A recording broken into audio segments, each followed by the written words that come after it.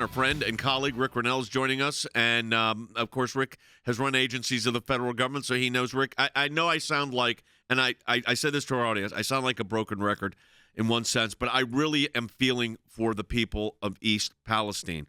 The idea that FEMA would not go in, the Federal Emergency Management Administration, immediately when this happened, to get control of the situation was one thing. Then the Environmental Protection Agency saying, hey, we're not going. It could be dangerous, which is exactly why the Environmental Protection Agency should be going to assess the danger.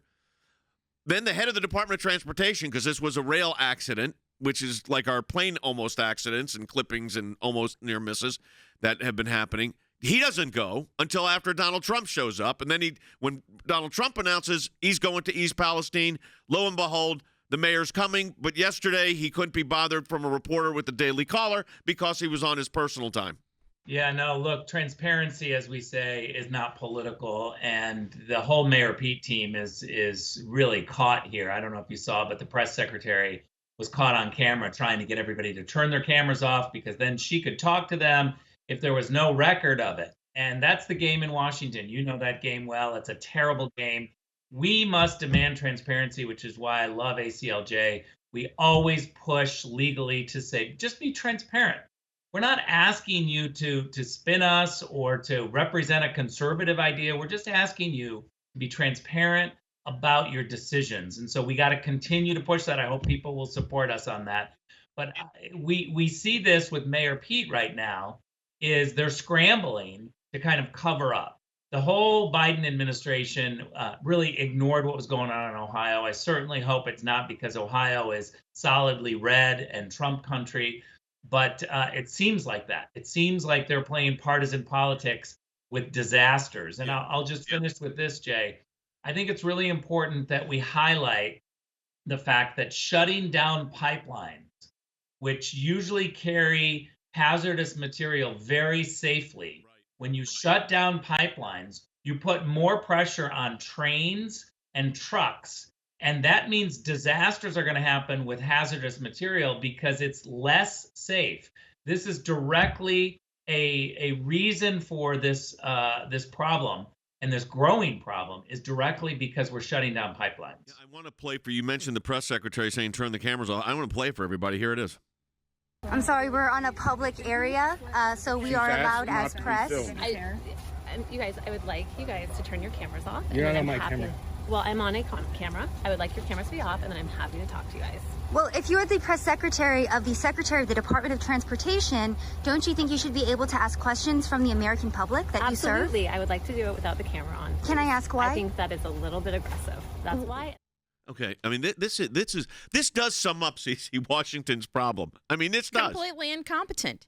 There are people in charge. I mean, Rick just said how to solve the problem in 3 seconds. He said, let's open the pipeline so we don't have these hazardous materials. These people are turning off their cameras instead of opening up pipelines. Rick should be the head of Department of Transportation. He gets it. He understands. He has common sense. That's what we're lacking. He doesn't want I can tell. I see on the monitor. Rick's shaking his head. No, I do not want that. Thank you. I will not serve. Yeah, there you go. But Rick, I do want to move the topic to something that is another issue. You were the ambassador to Germany and for the United States for a number of years and represented our interests there. And there's a war in Eastern Europe that you and I have talked about a lot, and it is getting worse, not better. There doesn't seem to be any end in sight. The Secretary of Defense, Lloyd Austin, is not in communication with the Minister of Defense from the Chinese Communist Party, the government of China. And you talk about transparency. There's no transparency.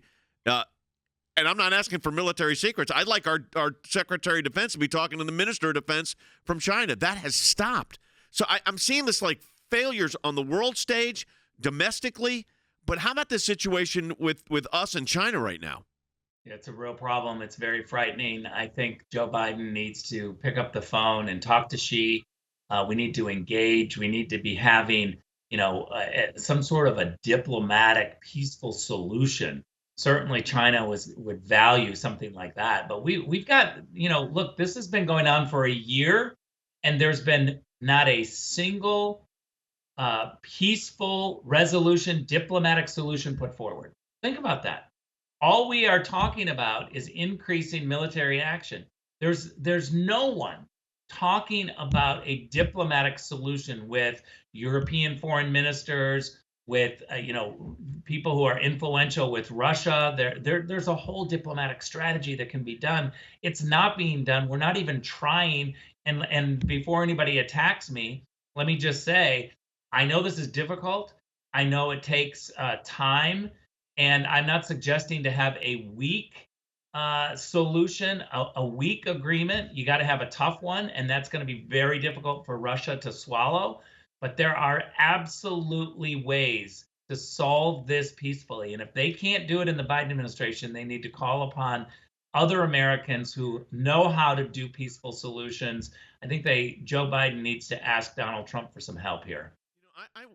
You mentioned something on the transparency issue. I want to go back to the situation in East Palestine for a moment. And I'm going to ask our government affairs team and our Office of Government Oversight that does the FOIA requests. I mean, I'd like to see what the communication was between these agencies, inside the agency, on not going to East Palestine.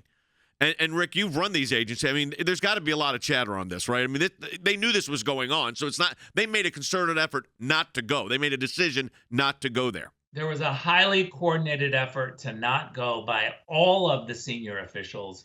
And you've got to wonder, was this a directive of Jake Sullivan, the national security advisor? Was this a directive of Susan Rice? Did Ron Klain say this as he was going out the door? Did Joe Biden or Kamala Harris say, we're just not going to participate? But this was highly coordinated. And, we need to have reporters in the briefing asking who told people not to go, because clearly, Mayor Pete didn't see the need to go. This was a hazardous situation that is only going to continue to be a problem. And, when I watched him today, he was so robotic. And they had the Department of Transportation camera, doing every little move that he had. They were following him around to make sure that, they could spin the fact that he was there, but they certainly weren't transparent to have the reporters' questions answered. Rick, let me switch gears totally. We've had a series of cases, as you know, with pro-life students that were at the March for Life, which has been going on, as you know, for 40 years. This was the first one after Dobbs, Supreme Court decision there, and obviously it was a very exciting time. These students had a T-shirt on that said "Pro-Life Generation." They go to the Smithsonian Museum, which is federal entity, not agency, federal entity, and they go over to the National Archives Museum, which is a federal agency, so both federal government, and they're censored. And the only reason they're censored and threatened, I mean, one of the Federal Protective Service personnel were washing their hands, saying, "Y'all are making my day." These were 16, 17-year-old kids. Now, of course, they're blaming it on security and misunderstanding policies. But there is no way that simultaneously at the National Archives Museum and at the Smithsonian Museum, it happens independent of each other, and it happens to just be coincidence. You've run these agencies. There is no way. Well, miscommunication assumes that there was some sort of communication about what people wear and what they can, wear to get in. Then we need to know what that communication was where someone mixed it up, because the fact is America is founded on freedom, and the security guards should say, people are free to wear whatever they want.